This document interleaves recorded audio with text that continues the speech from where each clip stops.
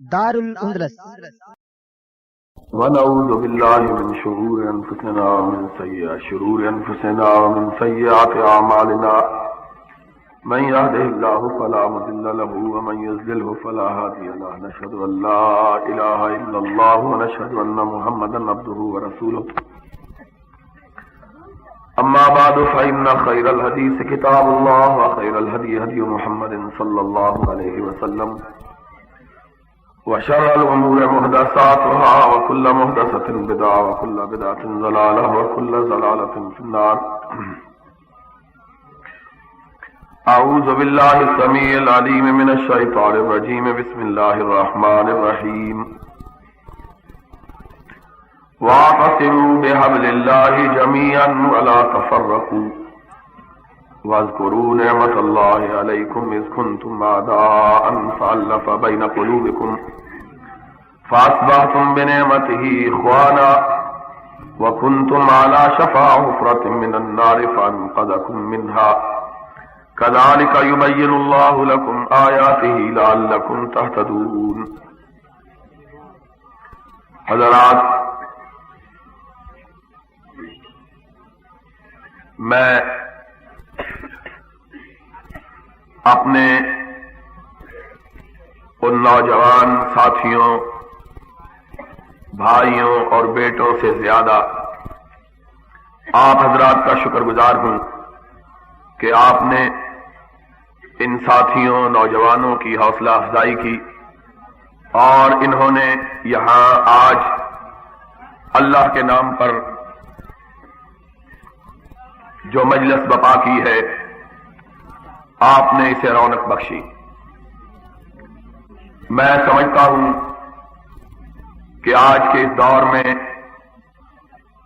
اس طرح کی مجالس کا بپا کرنا اور پھر ان میں حاضری دینا، اگر یہ کسی چیز کی علامت ہے تو اس چیز کی علامت ہے کہ اس گئے گزرے دور میں بھی اللہ اور اللہ کے رسول کرنے سے محبت کرنے والوں میں کوئی کمی نہیں آئی ہے.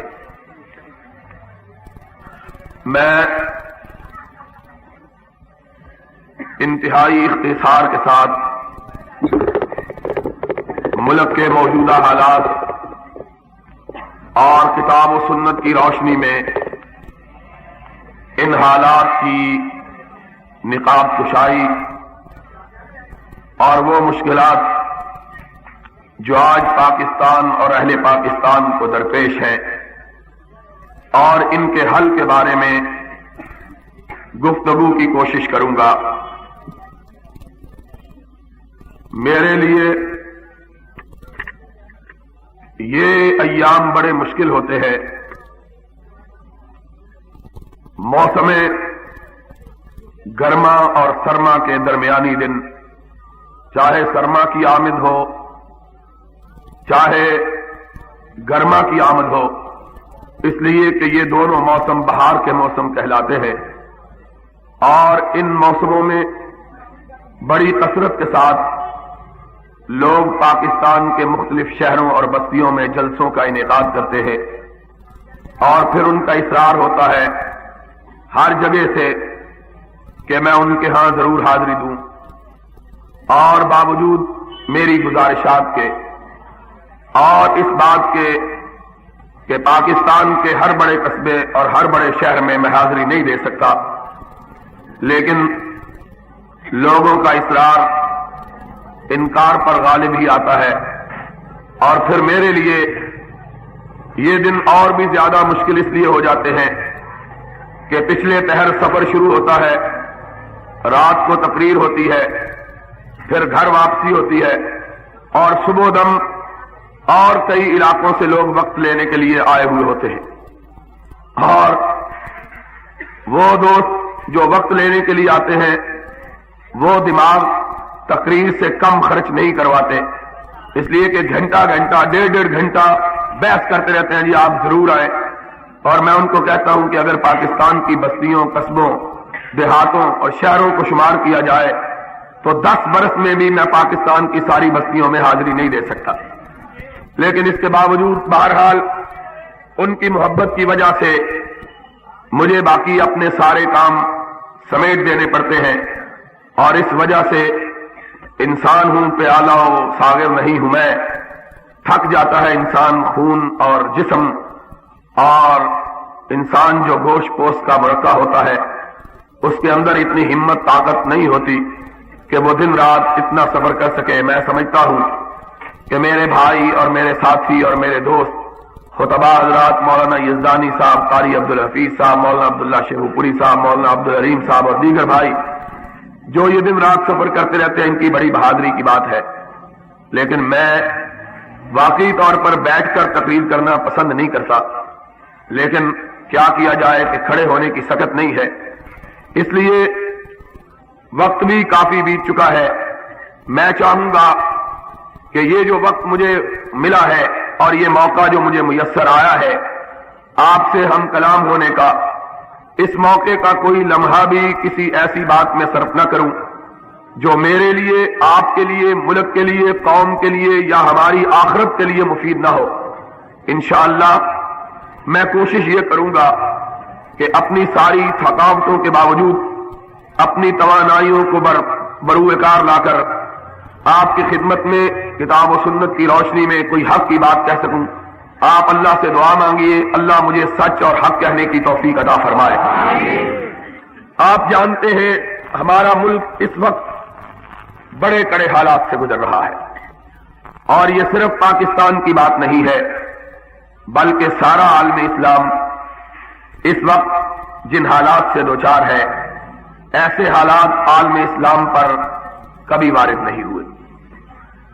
اس وقت دنیا میں مسلمان بہت بڑی تعداد میں ہیں، اتنی بڑی تعداد کہ 1400 برس کی اسلامی تاریخ میں مسلمانوں کی کبھی اتنی تعداد نہیں ہوئی ہے جتنی آج ہے۔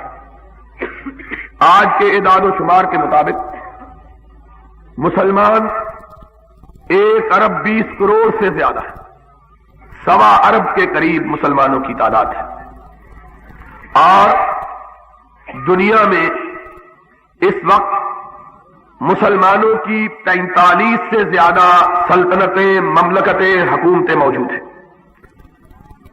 40 اور 5 45 سے زیادہ ملک ایسے ہیں جو مسلمانوں کے ہیں، جہاں مسلمان حکمران ہیں، مسلمان سربراہ، اور اس کے ساتھ ساتھ آج مسلمانوں کے پاس اتنی دولت ہے، اتنا مال ہے کہ اتنی دولت اور اتنے مال کا کبھی تصور بھی نہیں کیا جا سکتا تھا۔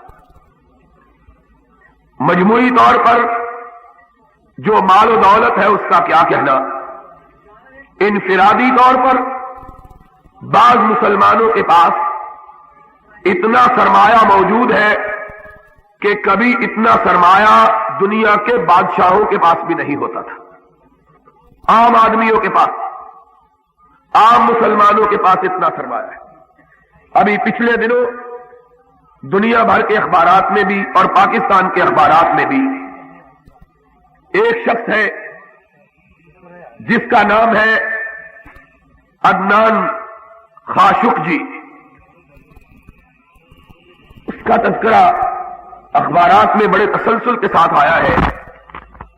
اس کے بارے میں ایک عام آدمی ہے، سعودی عرب کا رہنے والا ہے اور اب امریکہ اور یورپ میں رہتا ہے۔ اس کے متعلق اخبارات نے لکھا کہ اس کا ذاتی خرچہ روزانہ کا 18 لاکھ روپے ہے۔ وہ خرچہ جو کاروباری نہیں ہے، صرف وہ خرچہ جو اپنی ذات پہ صرف کرتا ہے، وہ 18 لاکھ روپیہ روزانہ ہے۔ اتنی دولت، اتنا مال، اور اس کی ایک ملک کے اندر زمین جو ہے وہ 4 لاکھ ایکڑ سے زیادہ ہے، صرف ایک ملک میں۔ اور یہ ایک آدمی کا عالم ہے۔ اس طرح کے بے شمار ہیں، سینکڑوں کی تعداد میں ایسے لوگ ہیں جن کے پاس دولت کی یہ فراوانی، مال کی یہ بہتات، اور جہاں تک حکومتوں کا تعلق ہے، آپ یہ بات سن کر حیران رہ جائیں گے کہ اس وقت دنیا میں سب سے زیادہ فیکس آمدنی اگر کسی ملک کی ہے تو وہ امریکہ کی نہیں، فرانس کی نہیں، جرمنی کی نہیں، سویڈن کی نہیں، ڈنمارک کی نہیں، بیلجیم کی نہیں، بلکہ ایک مسلمان ملک کویت ہے کہ پوری دنیا میں جس کی فیکس آمدنی ساری دنیا میں سب سے زیادہ ہے۔ یہ مسلمانوں کا حال ہے۔ مال، دولت، تعداد، ملک، لیکن اگر ہم ان کے حالات کو دیکھیں تو ضربت علیہم الذلۃ والمسکنہ، جتنے آج مسلمان ذلیل ہیں، خوار ہیں، پریشان ہیں، بے کس ہیں، بے بس ہیں، مظلوم ہیں، مقہور ہیں، کائنات کے کسی دور میں مسلمان اتنے بے کس نہیں ہوئے۔ جتنے آج مسلمان ذلیل ہیں، خوار ہیں، دنیا کی ساری تاریخ میں مسلمان کبھی اتنا ذلیل نہیں ہوئے۔ کبھی ہم نے اس بات پہ غور کیا ہے کہ تعداد سب سے زیادہ، مال بہت زیادہ، ملک لا تعداد اور ذلت بھی انتہا، سبب کیا ہے؟ وجہ کیا ہے؟ اس کی علت کیا ہے؟ یہ کیوں ہے کہ کبھی ہم 313 تھے، صرف 313، اور کوئی ہماری طرف ٹیڑھی نظر کر کے دیکھنے کی جرات نہیں کرتا تھا۔ دار الاندلس۔ اور آج ایک ایک مسلمان ملک کو دیکھ لو، 10 کروڑ مسلمانوں کا سربراہ ہے ضیاء الحق، اور فوجی ہے، جرنیل ہے، سینے پہ 20 ستارے لگائے ہوئے ہیں، 20 تمغے سجائے ہوئے ہیں، اور حالت کیا ہے؟ راجیو گاندھی کی بیوی کے سامنے رکوع میں جھکا ہوا ہے۔ کھلو جاؤ بھائی، تسی بڑے کالے ہو، ایک ادھروں بولے وجہ کی، ایک ادھروں بول پہ، عجیب بات ہے۔ پہلے بات تو سن لو، پھر اکٹھے ہی لڑیں گے اس سے۔ تم تو گھر جا کے سو جاؤ گے، اکیلا میں یہاں کھڑا رہ جاؤں گا۔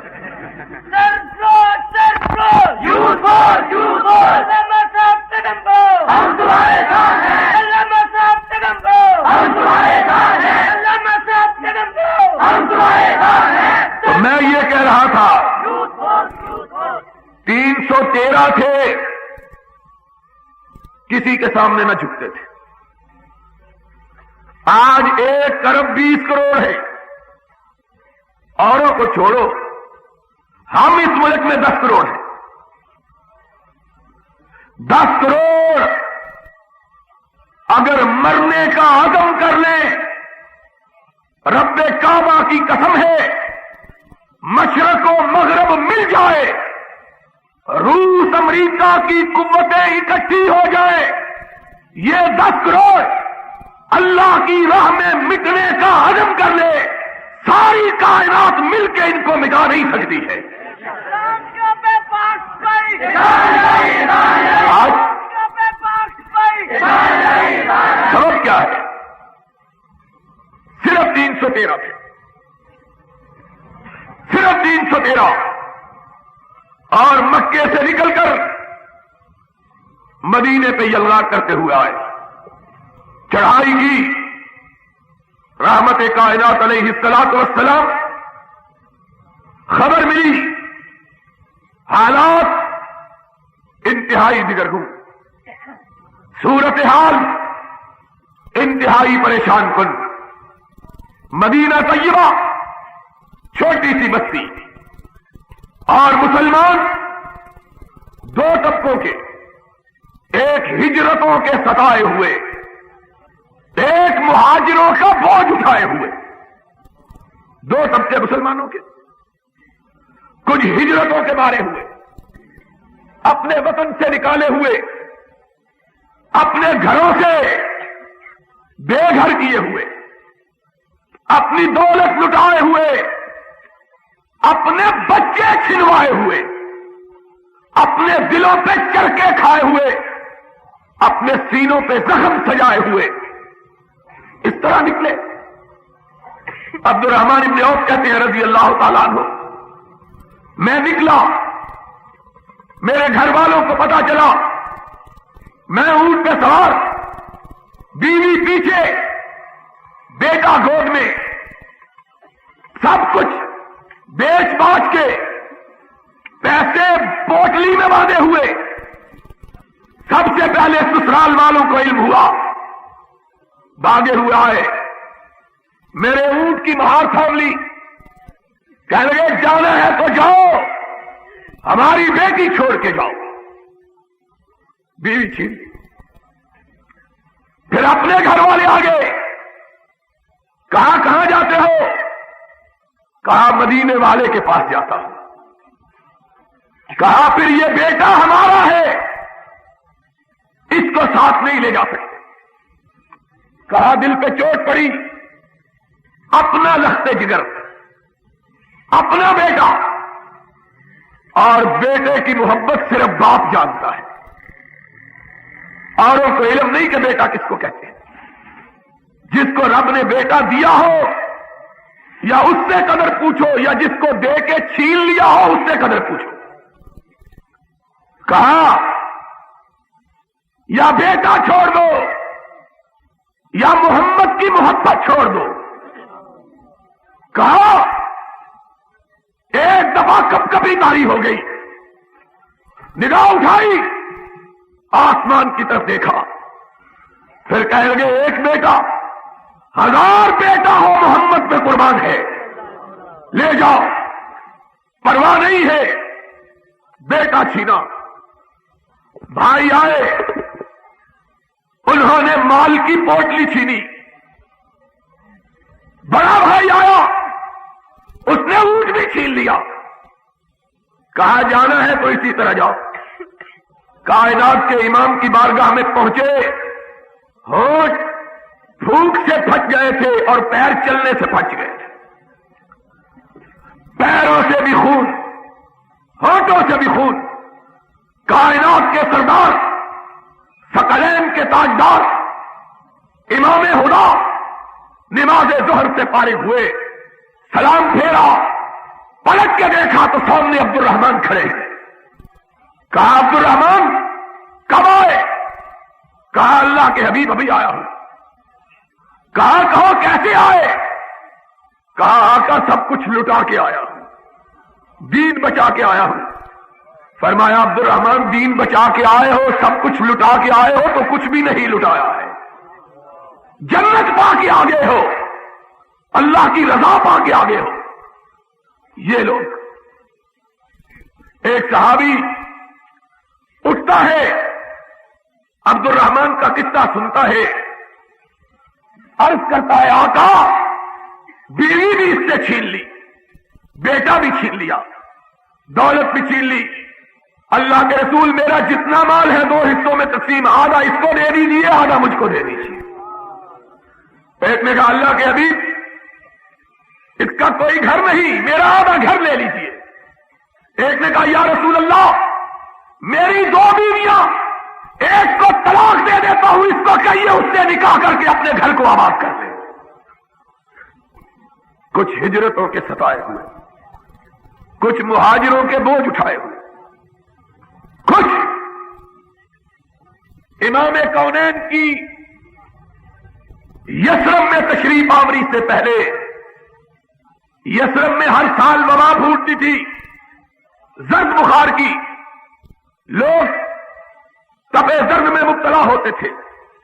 وہ تو کونین کا تاجدار آیا، رحمت مجسم بن کے آیا، اور اس نے اپنے ہاتھ دعا کے لیے اٹھائے، اس نے کہا اللہ میرے بابا خلیل اللہ نے مکہ کے لیے تجھ سے دعا مانگی تھی، میں مدینہ کے لیے تجھ سے دعا مانگتا ہوں، اللہ مدینے کو بیماریوں سے پاک کر دے۔ یہ میرے آقا کی دعا کا اثر تھا کہ آج تک مدینے میں کوئی وبا نہیں پڑی ہے، تو بہرحال جو پہلے ہجرت کر کے آئے تھے بخاروں کے مارے ہوئے، بخاروں نے ان کی کمروں کو جھکا رکھا ہے، اور بندے ہی کتنے شمار کیا گیا تو جوان 200 سے زیادہ نہیں تھے، کل تعداد بوڑھے شامل کیے گئے اور 14 اور 15 سال کے بچے شامل کیے گئے تو تب جا کے 313 بنے، تب جا کے۔ لیکن اس وقت بھی جبکہ صرف 313 تھے، نہ خوف تھا، نہ دہشت تھی، نہ دشمن کا روپ تھا، نہ مخالفوں کی ہیبت تھی، اگر تھا تو اپنے اللہ پر توکل تھا، اپنے رب پر اعتماد تھا۔ محمد الرسول اللہ صلی اللہ علیہ وسلم کو علم ہوا دشمن بڑا لشکر لے کے آیا مدینے والوں کو مٹانے کے لیے۔ سرور گرامی نے کہا ہم مدینے کی دیواروں کے پیچھے رک کر ان کا انتظار نہیں کرتے، کھلے میدان میں جا کر ان کا مقابلہ کریں گے۔ اور ضیاء الحق 10 کروڑ آدمی اس پاکستان کا باسی، اور تو راجیو گاندھی کے سامنے لمبا لیٹ گیا ہے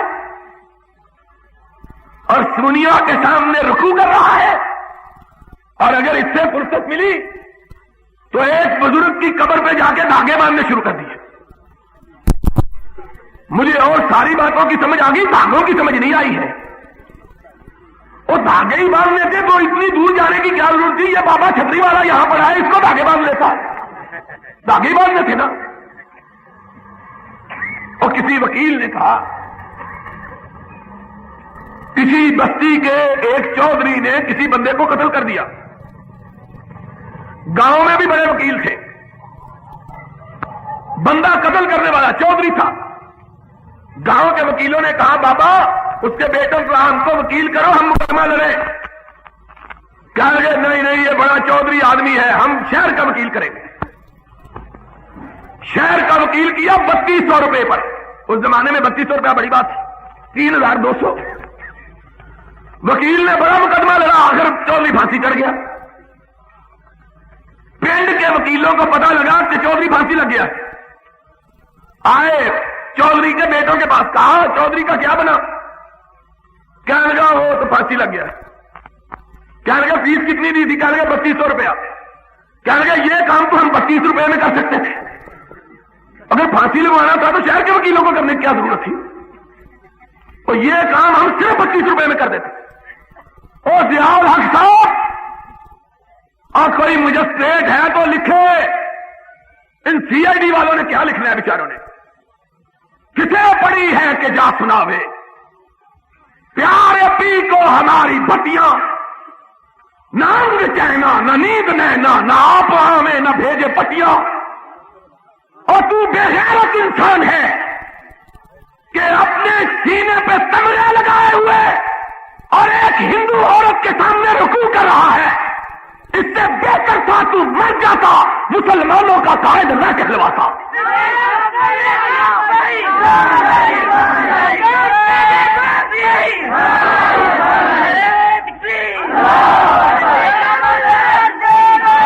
کیا کرتے ہو آج؟ کہتے ہیں اگر یہ بے غیرتی کرنی تھی پھر وہاں جانے کی کیا ضرورت تھی؟ ہائے! اور لوگوں ایک بات سن لو، CID والوں لکھو، اس کو پہنچاؤ، جو اپنوں سے لڑا کرتے ہیں وہ بیگانوں سے لڑنے کی ہمت، تم اپنوں سے ہمارے خلاف۔ حجاج بن یوسف کے زمانے میں ایک دفعہ حملہ ہوا تو ایک عورت نے کہا کمانڈر عورتوں کے اوپر چڑھ دوڑا، مارا عورتوں کو بڑا۔ جب بندے لڑنے کے لیے آئے تو اپنی بیوی کے پیچھے جا کے چھپ گیا۔ اس نے کہا اسد علیہ وفی الحروب نعمت، اور میرے خلاف تو شیر تھے، مردوں کے مقابلے میں بھیڑ بھی نہیں نکلے، ہم کو مارنے کے لیے تو بڑے دلیر۔ پولیس فوج، یہ بیچارے پولیس فوج ہمارے بھائی ہیں، ان بیچاروں کا کیا ہے؟ لیکن تم، قرآن کہتا ہے، مومنوں کی شان بیان کرتا ہے، अशिद्दाउ अलल कुफ्फार रुहमाउ बैनहुम, मोमिन वो हैं जो अपनों के लिए नरम, गैरों के लिए गर्म हो। हल्का यारा तो बरेशम की तरह नरम हो, हल्का यारा तो बरेशम की तरह नरम। रस्म हक व बातिल हो तो फौलाद है मोमिन। लेकिन ये मोमिन शब मोम कर लिया, सहर आहन बना दिया। हमारे लिए फौलादी और इंदिरा गांधी के बेटे के लिए मोम का। और लिखा है अखबारों ने, लिखा है कि इंदिरा गांधी के बेटे ने सलाम भी नहीं ली, ये जफ्फे मार के डाल गया। वो सलाम लेने के लिए जफ्फे मार दे। ऐसा इन्हें कौम नू भी जफा मारिया, छड़न का ना ही नहीं लेता। कौम को भी जफा मारा हुआ है, उससे सलाम लेना। और लोग कहते हैं डिप्लोमेसी है, यह डिप्लोमेसी इस्लाम के अंदर नहीं है। ये इस्लाम के अंदर, ये डिप्लोमेसी इस्लाम कहते क्या है? कहते कोई बात नहीं, हमको बचा लिया है। हमने कहा बुज़दिली से अगर कोई कौम बचा करती तो कभी बहादुरों पे मौत ना आती। बुज़दिली भी कभी कौमों को बचाती है, कौमों को बहादुरी बचाती है। आओ, अगर यकीन नहीं आता तो मोहम्मद के सितारों को देखो, सल्लल्लाहु, सरवरे कायनात की वफात हो चुकी है। आपकी नाश मुबारक मस्जिद नबी के साथ हुजरा सिद्दीका में रखी है। लोगों को पता चलता है चार गिरोह, चार, एक कोहिस्तान के कबाइल का,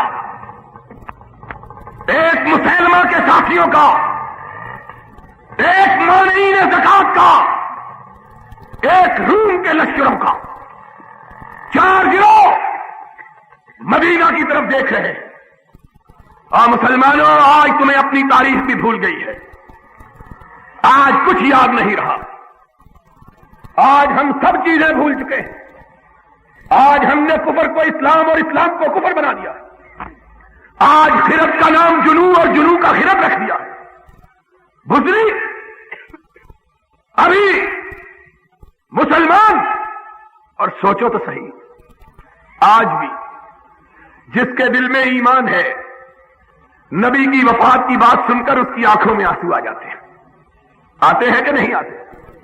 नबी, और जिनके पास नबी था अलैहिस्सलातो, जो उनके पीछे नमाजें पढ़ते थे, जो उसके झंडे के नीचे जिहाद करते थे, और जो उसके चेहरे पुरनवार को देख के अपने आप को जन्नती बनाते थे,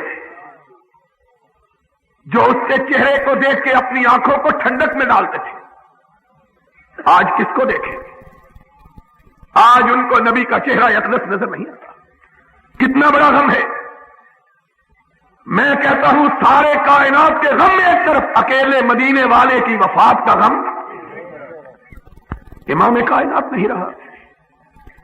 तो गम का आलम यह था कि बिलाल ने हुजूर की वफात के बाद अजान कहनी छोड़ दी थी। और जब लोगों ने कहा था बिलाल अजान क्यों नहीं कहते, तो उसने कहा था अब अशहदु अन्ना मुहम्मद रसूलुल्लाह कह के मैं किसके चेहरे को देखूंगा। लोगों के गम का आलम, गम की हालत यह थी कि लोग कहते थे अगर हमारे सीनों पे ओहद पहाड़ भी रख दिया जाता तो सीना इतना मचला हुआ और मसला हुआ न दिखाई देता जितना मोहम्मद करीम की वफात से दिखाई देता। और फातिमतुज़ ज़हरा ने कहा था सुब्बत अलैया मसाइबुल लौ अन्नहा सुब्बत अलैया में सिरन लयालिया, मुझ पे मेरे बाप की वफात के साथ इतने गम टूट पड़े कि अगर दिनों पे टूटते तो दिन स्याह हो जाते, रातों में बदल। इतना गम हुआ कि फारूक जैसा बहादुर आदमी अपने आसाब गुम कर बैठा। उसने तलवार निकाल ली और कहा जो कहेगा कि मोहम्मद फौत हो गया मैं उसकी गर्दन को उड़ा दूंगा। हाथ गुम हो। मदीने में इस तरह हो बका हुआ कि इस तरह मालूम होता था जमीन का कलेजा शक हो जाएगा, आसमान फट जाएगा। इतना लोगों को गम था। ऐन उस गम के आलम में खबर पहुंची कि कबाइले कोहिस्तान ने इर्तिदाद का ऐलान कर दिया, गैर मुस्लिम होने का ऐलान कर दिया। और सिर्फ यही ऐलान किया नहीं, बल्कि मदीने पे चढ़ाई भी कर दी है।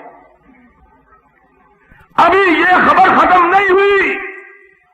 ओए सुनो सुनो, हमारा जियाउल हक कहता है हम किससे लड़े, इधर इंडिया है इधर काबुल है।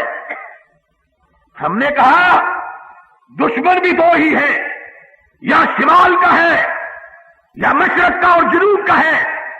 अगर तुम इनसे नहीं लड़ सकते तो फौज रखने की जरूरत क्या है? फिर कराची के समुद्रों से लड़ना है? फिर किससे लड़ना है? या अपनी कौम से लड़ना है? दुश्मन तो यही है। इनका मतलब यह है कि दुश्मन भी हमारी मर्जी का छोटा सा होना चाहिए, तब हम लड़ेंगे। जिस तरह हमारे यहां कभी रुस्तमे जमान होते थे और नौकरी से झगड़ा हो गया, उसने एक ही पटकी मारी, बाजू निकल गया। कह रहा बड़ा भाई मैंने मेरा बाजू तोड़ के मुझको गिराना चाहता है। उसने कहा कुश्ती कर रहे हो, प्यार कर रहे हो। इनका मतलब यह रुस्तमे जमान हम बने किनको गिरा के, मौलवी अब्दुल खालिद कदूसी को गिरा के। लो यह बेचारा तो पहले ही गिरा हुआ है। जियाउल हक भी कमांडर इन चीफ है, सालार है, और मुकाबला करना चाहता है किससे? मौलवी फजल रहमान से या भुट्टो की यतीम बेटी से। और बेचारा इसका बाप हमारा मुकाबला नहीं कर सका, तुम इसकी बेटी से मुकाबला कर रहे हो।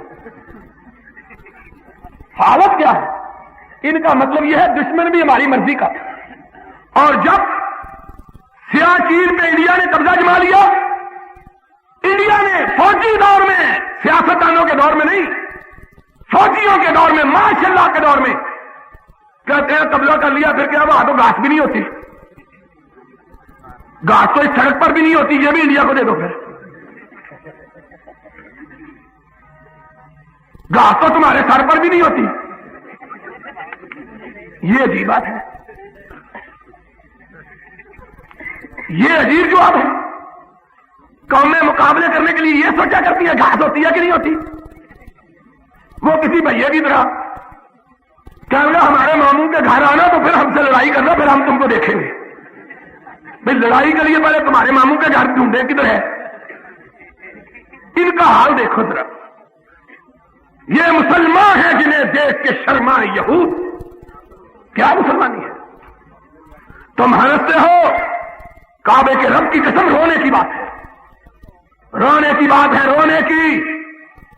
जब 313 थे तो डरे नहीं थे, जब 313 थे तो, और अब 10 करोड़ है और मुंह पतीले जितने बड़े हैं। 10 करोड़। लेकिन कौनैन के ताजदार ने कहा था, कौनैन के ताजदार ने कहा था F-16 भी है, F-15 भी है, मेराज भी है, मिग भी है, लड़ते नहीं। और कौनैन के ताजदार ने जब मोमिनों को लड़ाया, न किसी के पास तीर था न तलवार थी, किसी के पास नेजा था तो ढाल नहीं थी, अगर कमान था तो छोड़ने के लिए तीर नहीं था, अगर तीर था तो बचाव के लिए जिरा नहीं थी, लेकिन था तो रब पर ईमान था, अल्लाह पर एतमाद था। और उन्हीं के मुतल्लिक इकबाल ने कहा था कि काफिर है तो शमशीर पे करता है भरोसा, और मोमिन है तो बेतेज भी।